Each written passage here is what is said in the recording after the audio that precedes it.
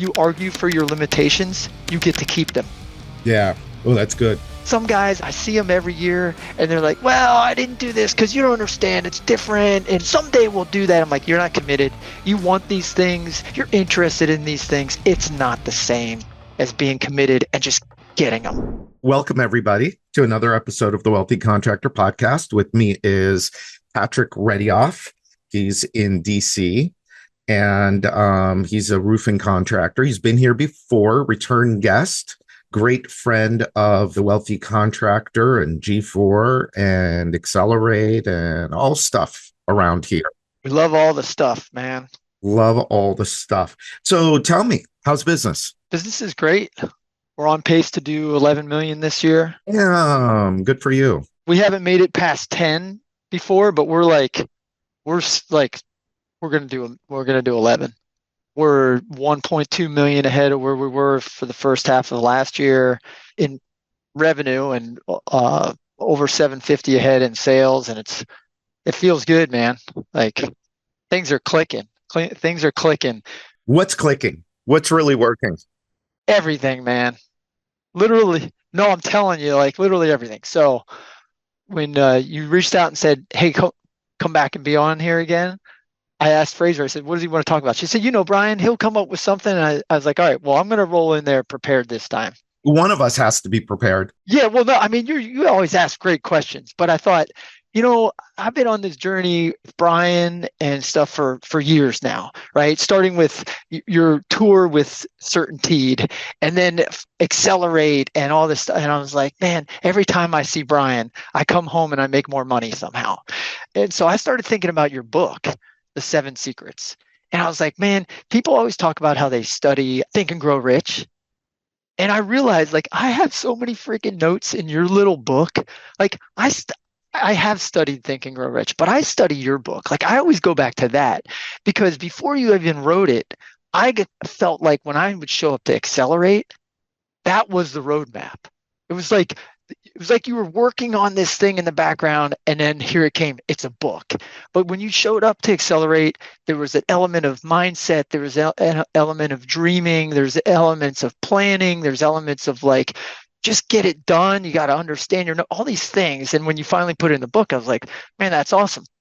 And I know we talk about the book, and you have great guests on your show who talk about different pieces of what they've got going on. And I thought, you know what I'd like to do, even just for myself, is sit down and go through every chapter of your book and write down, what does that actually look like in my life and in my business? Like, how did that manifest? And I think if I kind of go through and do that, that might give you a good picture of like when you say, well, what's working? And I say freaking everything. Well, and before you do that, so it's interesting that book, some people get it and understand what, like you get it and understand what that book really is. And some people don't, because they're just looking for, well, just tell me about the next great marketing thing. Well, tell me about the next great sales thing. Well, unless you've got the right foundation in your head, yes, none of that stuff is going to make a difference. And I know from my own personal experience how important mindset is to being successful. It really is the difference. It's what the mindset and action. And you're a big action guy. It's all about implementation and execution. Struggle with the action because they don't have the mind. That's right. Yeah. Right. And I've told you this before, my only criticism of your book is number 6, chapter 6, the wealthy contractor takes control of their mind, should be the first chapter. And we can't undo this, but I'm going to start there. Well, I can next time. You can next time. There is possibly an updated and expanded edition in the works, possibly. I love that. So, you dabbled in this at the Accelerate, and early on, and, this is one of my favorite topics. I mean, mindset's everything. Moving that to the first chapter to get people framed up, right, is the only thing I would change about your book. But if we believe that nothing we do happens without a thought first, then our thoughts become beliefs. Our beliefs drive our actions. Our actions become habits, and whatever we do habitually yields our results. And you've said that, and that I really latched onto that, and I found other ways to learn more about that. But we have to be careful of what we let rattle around in our brain. If we have thoughts of scarcity and, oh, there's not enough leads and I don't know if I can do this, that we're nowhere. So how does this look in my world today, now that I've kind of taken control of that after, being to your events and hiring coaches and stuff? Is I start my day writing down the following things, and it takes me 5 minutes. I write down my worthy goal, right? That vision of what do I want? That's my North Star. I'm headed here. How do I become that guy? I write down 6 things I'm grateful for. I write down 5 to 8 affirmations or things that I'm trying to reprogram in my brain so that I can be that guy. And I write down 3 wins from yesterday. And I write down 1 thing that I'm looking forward today, but it's written as a positive outcome to what I think is going to be my biggest challenge. So if I have to have a meeting with a employee that's struggling, like I write that as, I'm looking forward to a great meeting with Susie to get her back on track. And that's it. With an outcome. Yeah. With a positive outcome as if it's happened. Yeah. Because I might be dreading having that conversation, and that's not going to serve anybody. Right. I have to choose thoughts intentionally that are going to serve me for the day. So I'm going to choose a positive outcome, and I'm looking forward to that happening. So for me, that solid morning routine of getting my brain in order is going to make the difference, because all day my brain's going to look for proof that all those things are true. Mm-hmm. It's going to deliver answers, solutions to me, opportunities rather than problems and threats and all that stuff. So that's what that piece looks like for me, right? So that's your chapter 6. That's my chapter 1, right? I'm going to consider that, because you make a very good point there. There you go. Now let's go back to your chapter 1, right? The wealthy contractor knows what he or she wants and reverse engineers their business to deliver those results. When I was a kid, and I say kid, I'm almost 50. When I was in my mid-20s, like I had this idea in my head, like I wanted a white farmhouse, I want some land, I want a pretty wife. I think I said this on your podcast years ago. It's like I always held that, and I always worked towards that. But it wasn't until I started hanging out with the likes of you that I started understanding, well, wait a second, what does that look like in dollars? Like let me write this stuff down. First of all, I got to get it on paper, get it out there and settle it, and start assigning some dollar values and go, well, if I want to have all that, I have to make this much money. Mm-hmm. But if part of that vision also is like, well, how do I spend my time? Do I want to be the guy hammering the nails? Or do I want to be like, I see myself as a coach. Now, I don't want to coach other businesses, but I love coaching the people in my business. I like developing people. So it was like that all became part of the vision. And so then I started, first of all, wrote it down, got specific about what I wanted in life, what I wanted, and then, okay, what does my business have to look like? How much money does it have to make? I worked through the exercises in the book to figure out, like, in your workbooks at Accelerate and stuff, right? Yeah. And it's like, all right, well, I don't have to have a $50 million company, right? I need, now I have a leadership team now. We've set it at 40, but you start talking to people like, I'm going to scale to 500 million. Yeah.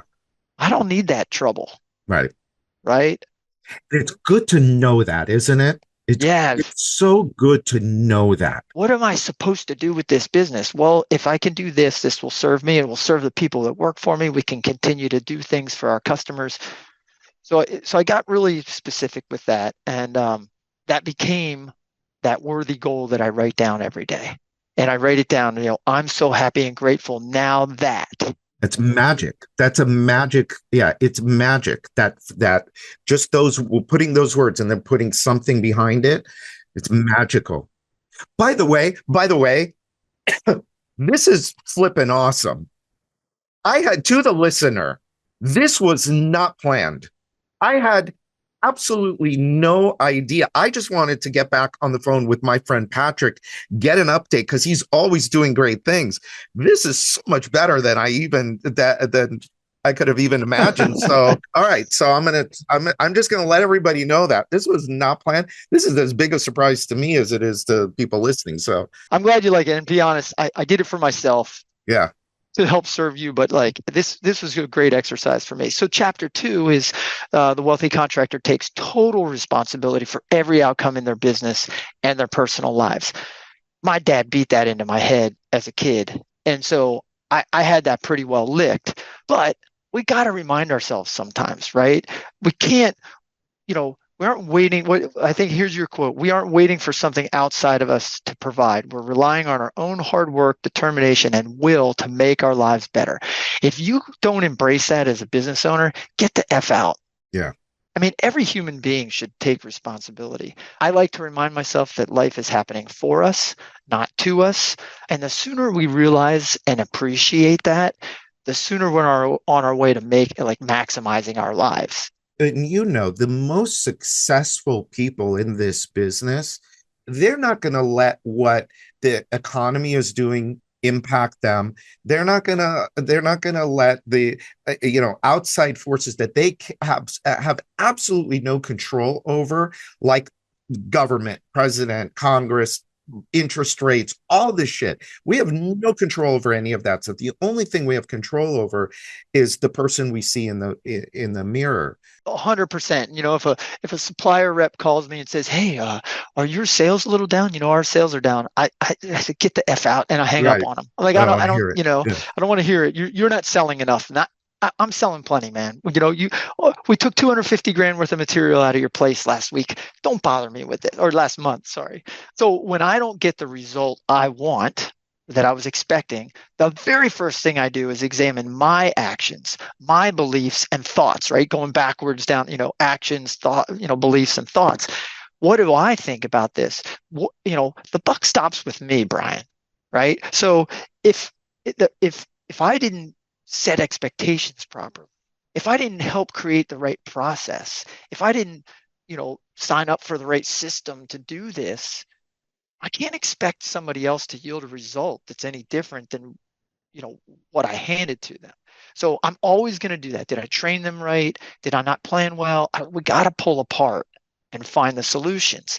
And by me doing that, we've created a culture at Pond where other people see it the same way. And the people that couldn't see it that way, they don't work here.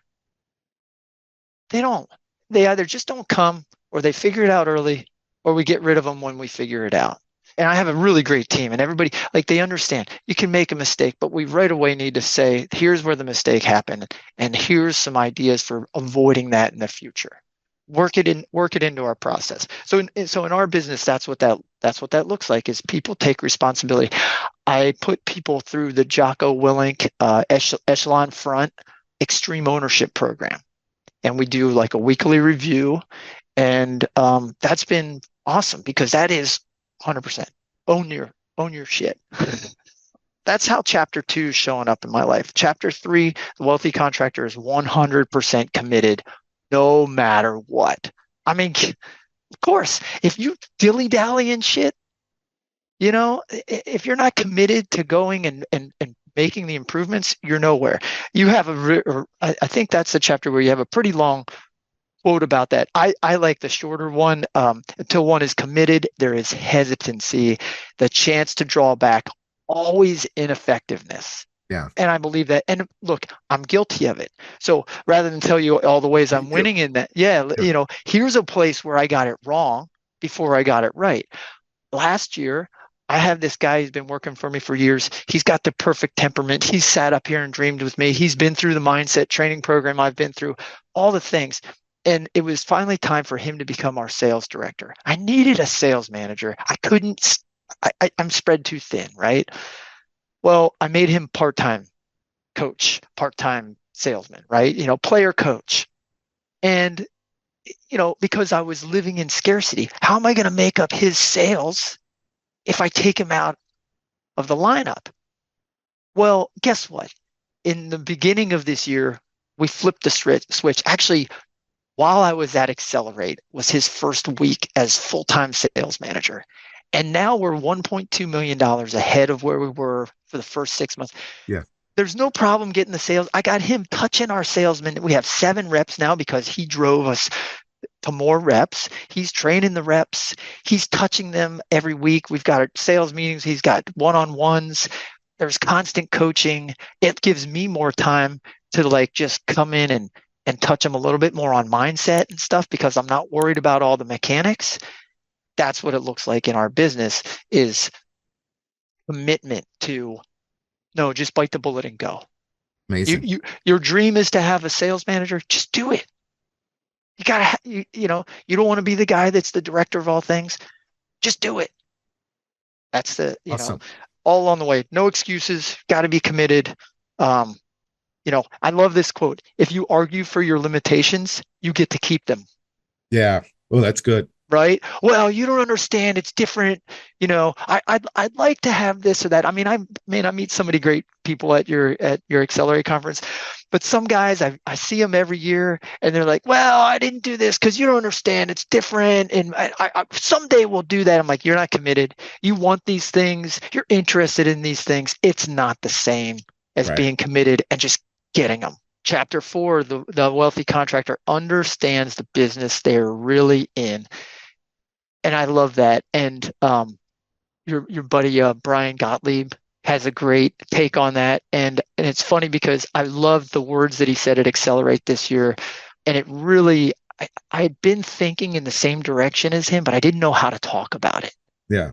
Right? And it's you say, hey, look, you're in the business of basically like creating and Creating, keeping, and multiplying customers. Yeah. and we've been doing that until we just happen to sell roofing, siding, windows, and doors. But I realized that by extension of that, like you have to love people. You have to love your customers and you have to love the people that are here. And so without a doubt, my business, I have this business, I own a business to pay for my lifestyle for sure. Mm-hmm. And I'm 100% committed to that. Once I'm past that, the next step is it also has to serve the people that work for me. Yeah. I have to pour into them and I have to pour into my customers. Customers have to have the greatest experience they could get. And the people who work here and are executing the processes to give those customers that, they've got to have a good experience. So Yeah. we're very much committed to constantly improving our process so that it multiplies happy customers. So what's interesting about that is, at the beginning, you've got to be, we talk about being a sales and marketing organization. So sales and marketing organization really is another way of saying we're about creating, keeping, and multiplying, happy 100%. customers. Yep. So Brian, it's funny at Accelerate was like, and I've heard him do this before where he says, I used to think that I was a sales and marketing company, but now I'm this. And I pushed back on him on that. I don't know if you remember that. I pushed back on him because at the beginning, up until about probably a year or two ago, from where you were before you get to 10 million, you've got to have a very good system in place to be able to do the create, keep, multiply happy customers. After a certain point where you are now, it now becomes you've got that foundation in place, and now it all becomes about developing people in the organization. And that was Brian's thing was, well, what we really are, we're a people organization. We're a training organization of people. Yes, I totally agree with that. That's focused on marketing and selling. At the beginning, because it's all about the customer, like you said, it's about the customer, it's about the team, it is about the people. But the only way that you really create happy customers is by having a great sales and marketing system, because part of that is also the experience that your customer goes through. That's marketing too. A lot of people don't realize that. That's the thing. I haven't gone completely to Brian's side where it's like, yeah, I just develop people. It's like, no, every day this process has to run the way we designed it or better. Because if we don't have happy customers that are multiplying, developing people doesn't mean shit. Exactly. Well, but hopefully what's going to happen is, do you have somebody in that seat right now that's accountable to marketing results, or is that still you? Oh no, yeah, I have a great marketing director named Taylor. She meets with Michelle over at the Wealthy Contractor. I mean G4, and she's monitoring that. We have a weekly meeting to go over everything, and she's awesome. And because I was wearing that hat, right, for many years, and I was not very efficient at it. You were good at it. You were good at it. You weren't as efficient as you could be because you had other jobs to do in the business. That's right. So now, so in our business now for this chapter, we pour resources into improving the process for our customers. That experience, you know, we spend a lot of money having G4 do the follow-up stuff. We love that. People love that. They respond to the emails. That's, because it's not enough that, okay, we've got a lead. We went out to the house. The customers got a great experience there. We did the job. Like, we take care of them all the way through. And then it's done and they pay their bill. And then here comes the G4 thing, right? We're pouring money, pouring things back into them. They feel like they're part of the family. They keep coming back. We love that. Yeah. And as far as the company's concerned, we do mindset training, leadership training. We have flexible schedule. We support the people in their personal lives. For customers, automations. We've got great technology and just constant improvement of our processes so that we eliminate the misses as much as possible, right? Things are going to go wrong. Sorry, let me fix it. We are 100% after a peaceful experience for everybody, and everyone here is committed to that. Your chapter 5, the wealthy contractor takes control of their time. Boy, how many years have we spent saying yes to shit that just sucked the life out of our day? Figuring out what I'm actually good at. And look, I still have some tasks that I have to do here and there, but they're so simple, right? Me daydreaming and coming up with the right ways to word something and constantly reminding people of the vision for the peaceful experience and happy customers. That's where I really excel. And that's what the people around here want me doing. So we constantly are trying to find ways to just have Pat spend his time on those types of things. And then that, because I'm sitting there helping other people find ways for their job to be better. It's about leverage and it's about highest and best use of your time. Your quote is, my favorite one for your book is, you must begin thinking of yourself as a business investor and business builder, not the owner, which I thought's interesting, right? Not just the owner, a producer, an employee, or a gap filler. Yeah. You're building this company, and you have to come at it from a different angle. And this is why the mindset's so important, right? I tell myself every morning, I'm a ruthless manager of my time. I write down that I'm a competent servant leader, to remind, so that when I get to the office, that's who I show up as. You got to eliminate the time suckers, and that means you got to hire the right people. You have to spend the money to hire the sales manager, to hire the marketing director. You got to spend the money to have G4 do your follow-up marketing. You got to, spend the money to have a really good company do your SEO and manage your ads and stuff. You don't need to be fiddling around with that. I mean, my marketing director doesn't do our social media posts. We hire some. It costs us a few $100 a month. Yeah. You have to be willing to buy back that time so that you can do much more important things. That's right. And, to your credit, I mean, you helped me see that and get there. So I say no a lot. So today I say no a lot. Yeah. I don't schedule recurring meetings for Mondays and Fridays. Those are my get things done. Those are all, Tuesday, Wednesday, Thursday. And, and I stopped doing estimating 5 years ago, Brian. Well, and what kills business owners, we could talk about this industry, but really it's in any industry. You could take a dentist and say what kills a dentist's business is him at the chair doing dental work. Oh, yeah. You can't, that's not a business. That's just a job that you happen to own. And what happens with us business owners is we get stuck doing activities that there are other people that can do better, faster, probably cheaper. But if we're tied up in doing $20 an hour activities, well, even if you work 50 hours a week, that's only $1,000 a week that you could make. Yes. And so the more you get rid of the $20, $50, $100 an hour activities, now it opens the way for $1,000 an hour activities. And that's when things really start to happen.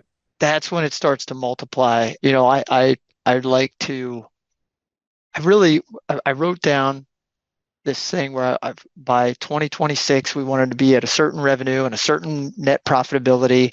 And my role reduced to coach. Coach. That's Like right. just Yep. just walking through and coaching people up on mindset and stuff. So your chapter 6 is the wealthy contractor takes control of their mind. We hit that. And number 7, as you well know, It's your big one. This the is your wealthy big one. contractor takes massive unrelenting action. And that I'm better at that at times than others, right? Like you kind of ebbs and flows. I like to do things carefully. Like I like to have a plan. Me too. I mean, I'm an entrepreneur. I've taken plenty of risks. I bought this company. I mortgaged my house to buy it and stuff. Well, I say mortgaged it. I signed it over to the previous owner, signed the notes. And it worked out, but I still I want to understand what I'm getting into. But you have to take action. Your quote is the difference between great people and everyone else is that great people create their lives actively, while everyone else is created by their lives, passively waiting to see where life takes them next. I think that's a Gerber quote, right? Is it? I I think so. forget. As Yeah. far as I'm concerned, Brian Kay said it. Okay. I like to give attribution where it's due. I think that's a Gerber quote. I should be more careful, but I took it out of your book. And Oh, it's okay. so I have a quote. I don't know where I got it, but I like to tell people be the thermostat, not the thermometer. A thermostat on a wall is deciding what happens in that room. The thermometer is telling you what already happened. Oh, I like that. That's good. Isn't that awesome? Yeah. And because you could set the thermostat too. We talk about the thermostat as it relates to income. We say that all the time, and we say, hey, maybe your thermostat's set too low. It's like, hey, if you're running around making 80 grand a year, okay, and you've told yourself I want to make 85, you're never going to get to 85. But if you set your thermostat at I'm $100,000 guy, Yeah. you're going to blow past that 80 grand. And maybe you do, or maybe you don't get to 100, but you got past that 80, and then you set it at 200 and watch how fast you get past 100 and 150. So yeah, when we talk about income, and I don't know if, I don't know where I got be the thermostat, not the thermometer, but you have to contrast the two, right? The thermostat is the one creating the action. Yeah. Turn this on, turn this off, turn it on until it gets to here. Thermometer is just like, Yeah. this already happened. Here's where we're at. And that doesn't help us at all. Doesn't help. Yeah. I love the book, The Gap and the Gain. Yeah. Oh man. I only read it a month ago. It's transformed lives in my family and my business. It's just awesome. You know what? And I'm glad you brought that up right now because I'm going through a gap problem right now. Big time. Big time. Yes. I'm glad you just reminded me. I need to be reminded of this shit too, by the way. Yeah, man, we all do. Yeah. The beauty is if you recognize the gap, it's so easy to get out of it. What's the gap? Can you share it? I wouldn't necessarily say it's well, and here now you're gonna process me now. So I wouldn't necessarily say it's easy to get out of it. So it's funny because last night we were out with friends, and one of the guys sold his company a few months ago, and I said something about the gap that I'm in right now, and he said to me, he goes, it's something about recognizing the accomplishment. Yeah.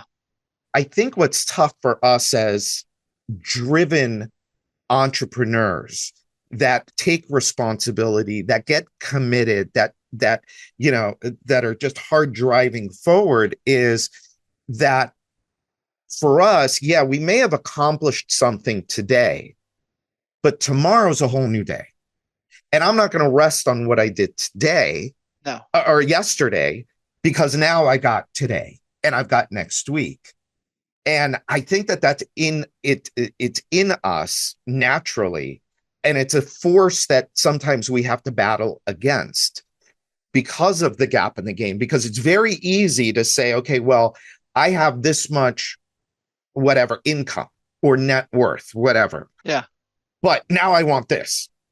And all you see is the difference between the two, which is the gap. But we don't see is, well, wait a minute.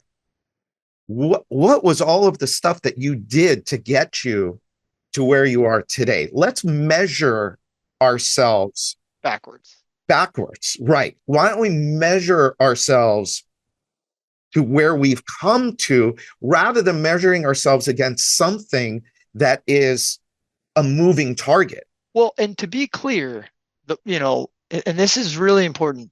The point of that is we all need fuel to push us forward. Yeah. Okay.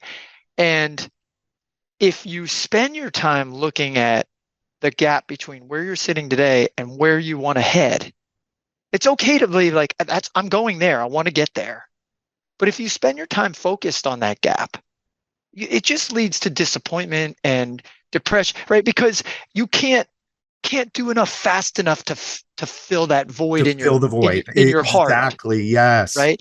So the only thing you can do is measure backwards and say, I'm going there, and all this shit behind me is the proof that I can do it. That I can do it. And so That's that right. you focus on that, and it gives you that fuel, that rocket fuel. And I don't mean to steal an EOS term, right? Well, But they stole it from somewhere else because that's been around for a long time. but that will charge you up. We have to constantly be looking for anything that will push us forward. And by looking at accomplishments, what better way? I mean, I sat down one time when I came back from an Accelerate conference, and I got out a yellow sheet and I wrote 2 pages of wins starting from when I was in seventh grade. I remember that. You Yeah, told me about that. I probably did. Yeah, you told me about that. And it was like, and I found it recently and added to it. And there was a lot of stuff that got added on top. You know what? I should do that exercise now Man, because I'm in the gap. I should do that exercise it now. will really, yeah, look, so you're trying to get somewhere, you're stuck focus on where you are and where you're trying to get. Yeah. Is there any doubt in your mind that you're going to get there? Well, doubt does creep in. The doubt and fear live inside of the gap. I know so stop. Yeah, I know. There's plenty of But it's not evidence that easy. yeah, it is. You got to write it down every morning, Brian. No, yeah. You have to remind yourself that there is plenty of evidence. You start every Accelerate conference telling us about your failures. Yeah. Hey guys, listen to me because because I've been there. This many years ago, I did this and I went to here and then went down to here. But look at what you've created today. Yeah. Anyway, I know we got a time limit, so let me get to the last. We were already talking about chapter 7, but here's what it looks like in my life. Okay. The actions that I've taken, right? First of all, I got that morning routine down, right? I programmed myself to be the guy that has everything in that goal. I've started planning the moves and implementing. Mhm. Like years ago when I first met you, I've hired, coaches and consultants. I love the book Who Not How. Yeah. Right. And so what does that look like for me? I keep coming to the Accelerate conference. I hire vendors that I've met there, Sean, CCN. I went outside of that. I was a BTA member for a while. They helped me organize processes and stuff. We hired Anglus. We bought some different things, packages from him. We buy the stuff from Echelon Front. You can pay people to teach your people to do the things. Yeah. That's action also. That is action also. That's Yeah, right. some people Yeah. think, oh, I've got to do all these things. No, go hire somebody to do it. And it may not be you. Some guys get caught up there like, well, but what if they teach it a little different than the way I want it? You should be standing there making sure that everybody understands your vision for how you want it to go and tweak it. Let them teach your people and say, hey, but here's the little modification for how we do things here. There's nothing wrong with that, but get them in there, get them teaching your people. We organized the business, documented job descriptions and SOPs. I got out of estimating. I hired a marketing director. I hired a sales director. I had an installation director, and I finally empowered that installation director to just totally handle stuff over there. Part of that was we empowered the whole installation department to solve problems on their own. We have, if a project is worth this value or less, they can spend 250 to just get it done. Somebody forgot, oh, we bent this or that, just fix it, you Just know? fix it. Yeah. And then above that, they have up to 500 before they have to get approval. And I stole that from your buddy Jerry Yankee Home. Yeah. Well, and we used to talk about that at the customer experience workshop. I used to call it the raving fan fund. There you go. You got just solve it. By the way, you know where that comes from? The Ritz Carlton. Oh, that's right. You've totally Right. talked about that. Yes. Every employee, every staff member is empowered to make decisions on the spot. Just solve the problem. Yeah. I created a leadership team and we implemented EOS. Game changer. I don't care how small your company is, to implement EOS. Have those meetings every week. We use 90 to manage our meetings. Yeah. It's just, I mean, you don't lose track of. I can't tell you how many ideas I lost track of over 10 years because we dream it up and all right, well, how do we get that done? And they just into the. Well, and they're in notebooks. Like I've got on my desk alone, I've got like 3 notebooks where I've got a bunch of notes and ideas and stuff. And yeah, it got lost. We implemented a stepped sales process. Is it perfect? No, but man, we got steps, and the guys that are following it are putting up, $250,000, $300,000 months pretty consistently. Yeah. So everybody's seeing it. We got engaged. Like you go to the events, you find the stuff that's going to work. We invest money in technology. We put it to work for us, and it does things. That's taking action. Yeah. Constant improvement of the process. That's action. You have to be in there doing it. And there are a few other resources that you have that I haven't taken advantage of yet, but we will at some point. And I think other people, listening should be aware. So I know that you and Mark Curry have done some great stuff with the Profit Workshop. I've heard him speak, at Accelerate and learn some tricks and stuff, and listen to your podcast and everything. And I know that you have the Success Society. Yeah. So for taking action, like, guys, if you're in this, and women, sorry, if you're in this industry, you got to join the groups. You got to join the masterminds. You got to go to Accelerate. You got to, your success. There's, I've used the different groups over the years for different things. Yeah. Right. Like BTA was very specific about organizing and process. They actually ultimately recommended that I implement EOS. And then I was done with, it was like a phase. Like I was done with my implementation of their stuff. And it was like, you graduate. It was like their stuff kind of looked like EOS. I could have gone straight to EOS possibly, but they had a lot of great, and you CCN is a friend of you, friend of you guys. And now you have the Success Society. And I know you guys are teaching some great processes and you have resources, and, I think that's going to be a really awesome resource for people, maybe different size businesses, whatever. You would know more about that. Yeah, we have clients from $1.5 million up to, I think the biggest company in there's 20 million, something like that. I mean, what a great place for the guys who are at 1.5. And they get to mastermind. Yes. They have a facilitator, and you and I both know the power of a good mastermind group. It's worth every penny. Yeah. And it's hard sometimes. Guys go, "Why I can't pay for that." Oh, yeah. Bro, you can't afford to not pay to join these things and go to these events. Well, doesn't it go back to, by the way, I'm really going to consider, I think you're right about moving number 6 to the beginning. Sure. That book was built on it's kind of like, here's the foundational elements. So you got to know what you want. You got to take responsibility, and you got to get committed. That's like the foundational elements. Without that, the rest of the stuff doesn't matter. But actually, before that comes having the right mindset. Because it's like all this stuff that's coming, it's really important. But you have to have your mind. You have to be having the right thoughts about these other 6 chapters, or they're not going to work. Right. Yeah. It's really interesting as I'm working inside of the Success Society and working with talking with our coaches and our group facilitators. It's really a couple of things that hold people back. And it's your chapter one mindset, believing I can actually do it, and the implementation. Yeah. Those are the two big pieces. And it's such a personal thing because it's not something anybody can do for you. It's something you have to do yourself, which goes to taking responsibility and making that commitment, and then taking control of your time so that you can do the things that you need to do in order to build the business that works for you and works for your family. You have to take control of the thoughts that are going through your mind, Yeah.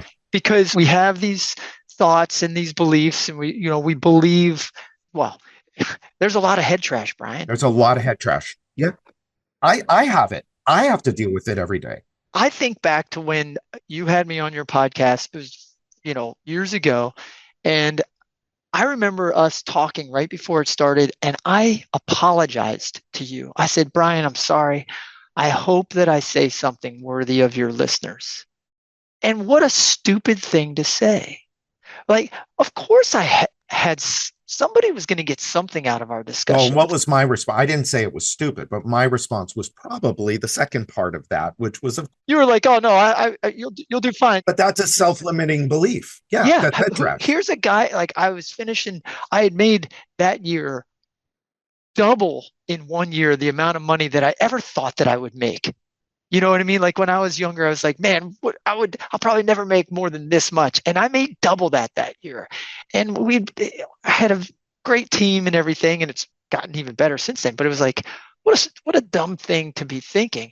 But we wander around with those types of thoughts, the doubt, am I worthy of this success? Do I, the imposter syndrome and stuff like that. And we really need to start with fixing that. Yeah. So that when we go into these situations and we're learning these things, we go, yeah, I can get that done. I can get that done. Yeah.